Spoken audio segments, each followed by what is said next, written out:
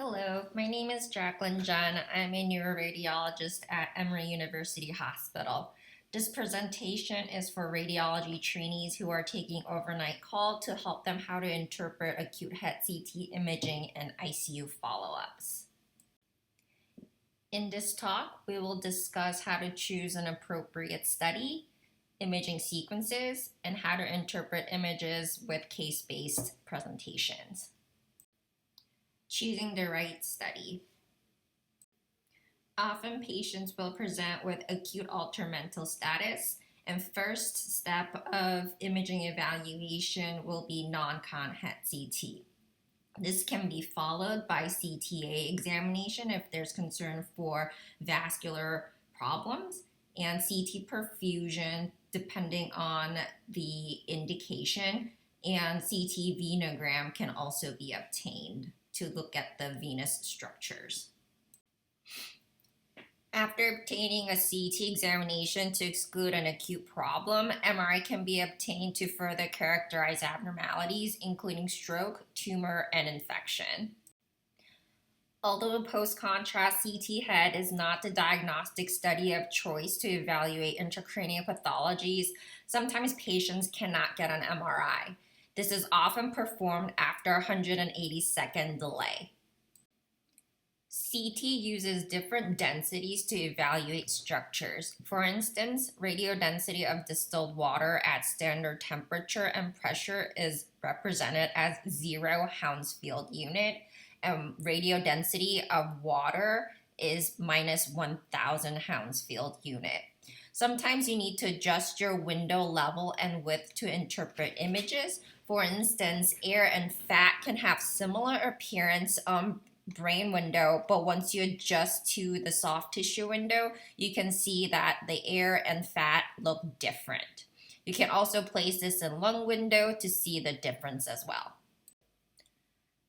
CTA and CTV are obtained to look at vascular pathologies, including stroke, aneurysms, vascular malformations, active hemorrhage, and venous sinus thrombosis.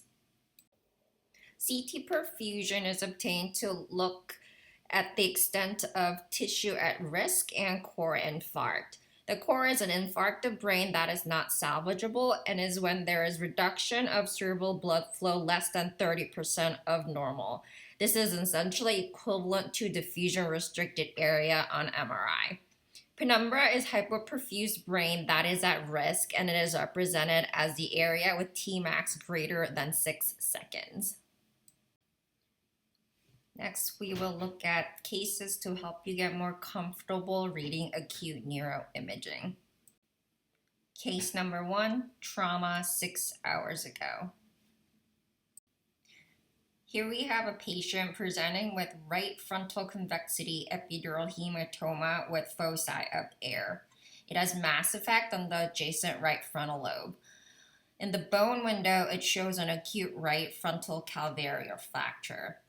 Epidural hematomas are secondary to arterial injury. It is often lentiform shaped as it does not cross suture lines. It can cross the fox or tentorium. Don't forget to look for associated fractures and remember that it can expand rapidly.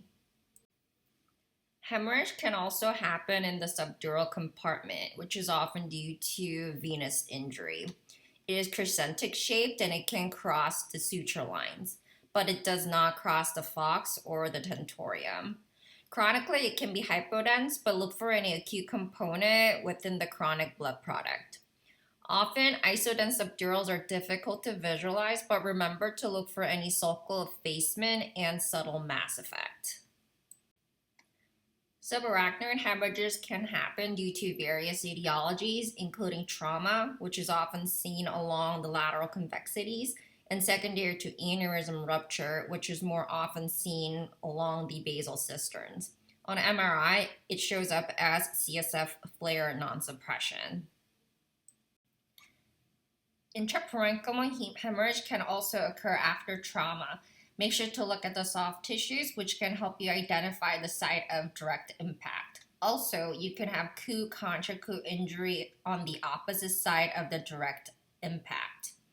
Here we have initial CT head at the top row and follow-up head CT in the bottom row, where you can see interval blooming of left frontal and temporal hemorrhagic contusions. Case number 2, left-sided weakness, hypertensive. Here we have a large right basal ganglia hemorrhage with mass effect that results in leftward midline shift. This patient got a follow-up CTA where you can see acute contrast extravasation within the hematoma, which is referred to as the spot sign. Delayed CTA also shows contrast pooling in that region, confirming that there is an active hemorrhage. Here's another example of left thalamic intraparenchymal hematoma with the spot sign on CTA. Case number 3, woke up with right-sided weakness. There is left temporal intraparenchymal hematoma with surrounding edema. If you look at it carefully, there is left transverse sinus hyperdensity on non-con head CT. Patient then got an MRI and MRV that showed evolving left temporal hemorrhage and confirmed that left transverse sinus and sigmoid sinus were occluded. When you see intracranial hemorrhage in an unusual location, don't forget to look at the venous sinuses to see if that could be the culprit for the hemorrhage. Case number 4, worst headache of life. In this case, on non-contrast CT head, there is diffuse subarachnoid hemorrhage. Patient then got a CTA examination that showed anterior communicating artery aneurysm. On follow-up MRI, remember that these patients can develop infarct secondary to vasospasm, such was the case here. Case number 5, trauma. This patient presented with a large epidural hematoma with significant mass effect, resulting in rightward midline shift, hydrocephalus, central downward herniation, as well as uncal herniation. In a patient presenting with trauma, also look for new areas of hypodensity, such as this case where the patient had a new left occipital infarct. Case 6, worsening neurologic examination. Patient's initial head CT was unrevealing. However, a follow-up head CT approximately 6 hours later showed new multifocal areas of hypodensity that was concerning for new infarcts. This finding was confirmed on the subsequent MRI. Unfortunately, the infarct was so significant that the patient developed worsening cerebral edema with progressive sulcal effacement. This patient then developed new leftward midline shift, then eventually downward central herniation with basal cistern effacement.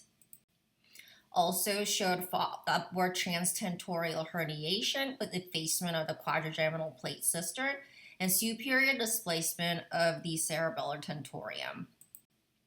Lastly, this patient also developed downward cerebellar tonsillar herniation with crowding at the foramen magnum. This was an illustrative case of new multifocal infarcts resulting in severe cerebral edema and subsequent dire consequences, including midline shift, central downward herniation, upward transtentorial herniation, and cerebral tonsillar herniation. Case 7, post-op follow-up. Initial CT head shows post-surgical changes after right-sided hemicraniectomy and cranioplasty. Follow-up study shows sunken concave appearance of the flap, suggestive of sunken flap syndrome. Patient received treatment with resolution of the flap deformity. This study is a good example of how having a checklist can be helpful for these complicated post-surgical study follow-up cases. Unfortunately for this patient, there was worsening acute hydrocephalus with surrounding interstitial edema after fixing the ventriculostomy catheter. Case 8, post-op follow-up. Initial study was obtained after sellar mass resection that showed a small focus of pneumocephalus. Follow-up CT head showed increasing pneumocephalus, which should not be the case and was concerning for tension pneumocephalus with mass effect on the frontal lobes. Patient was taken back to surgery and CSF leak was confirmed. Case 9, post-op follow-up. Patient was getting a follow-up CT head after an MCA territory infarct and post-left hemicraniectomy. In the middle image, you can see that there is new layering debris in the right occipital horn that was not present on the prior study. Given this finding, this was concerning for an interval development of ventriculitis. MRI confirmed this finding, which showed diffusion restriction in the right occipital horn with ependymal enhancement along the ventricular margin. Case 10, post-op follow-up. We often see many support devices in ICU patients. However, sometimes these devices can end up in areas that was not intended, such was this case where the patient with a complex skull-based sinonasal anatomy due to extensive post-surgical changes. An enteric tube was placed that traveled cranially, ended up in the intracranial compartment. Looking at the scout image can really help to see the course of the enteric tube. In summary, ICU follow-up head CT studies can be challenging. However, having a systematic approach can help identify new findings. For the parenchyma, look for any new infarcts, hemorrhage, or mass effect. Evaluate the extraaxial spaces for new hemorrhage, mass effect, herniation, or worsening air. Assess the ventricles for any worsening or new hydrocephalus, as well as new debris. Venous sinuses should also be evaluated for thrombi and osseous structures for fractures. Lastly, follow the foreign objects to make sure they are appropriately placed. Thank you so much for your attention.